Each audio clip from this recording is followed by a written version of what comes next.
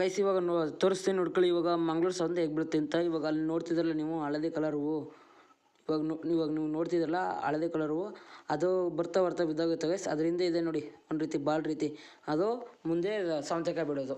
ಅಂತಂದರೆ ಹೂಗಳಿಂದನೇ ಸೌಂತೆಕಾಯಿ ಬಿಡೋದು. ಅಂದರೆ ಸೌಂತೆಕಾಯಿ ಅಂದರೆ ಮಾಮೂಲಿ ಸೌಂತೆಕಾಯಿ ಇರೋದು ಮಂಗಳೂರು ಸೌತೆ ಅಂತ. ಇವಾಗ ಪೂರ್ತಿ ಅಲ್ಲಿವರೆಗೂ ಹಾಕಿದ್ದಾರೆ, ಒಂದು 2 ಎಕರೆ ಹಾಕಿದ್ದಾರೆ ಗೈಸ್ ಅಷ್ಟೇ.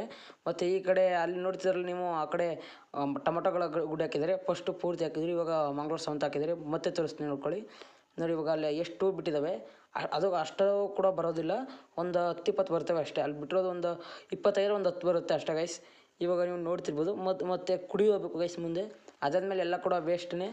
ಅದಾದ ಇವಾಗ ಪೂರ್ತಿ ಗ್ರೌಂಡ್ ತೋರಿಸ್ತೀನಿ ನೋಡ್ಕೊಳ್ಳಿ. ಮತ್ತು ಅಲ್ಲಿ ಗಳಗಳು ಗುಡ್ಡೆ ಹಾಕಿದ್ದಾರೆ. ಮತ್ತು ಈ ಕಡೆ ಬಂತಂದರೆ ನಾವು ಅರ್ಶಿನ ನೋಡ್ಬೋದು, ಅದನ್ನು ಕೂಡ ತೋರಿಸ್ತೀನಿ ನೋಡ್ಕೊಳ್ಳಿ. ಇವಾಗ ಇಲ್ಲೆಲ್ಲ ಕೂಡ ಅರ್ಶಿನ ಆಗಿದ್ದಾರೆ, ಅಂದರೆ ಪಕ್ಕದಲ್ಲಿ ಮಂಗಳೂರು ಸೌಂತೆ, ಈ ಕಡೆ ಅರ್ಶಿನ. ಇವಾಗ ಈ ಕಡೆ ಎಲ್ಲ ಪಾಲ್ ಬಿದ್ದೋಗಿದೆ ಗೈಸ್, ಏನು ಕೂಡ ಹಾಕಿಲ್ಲ.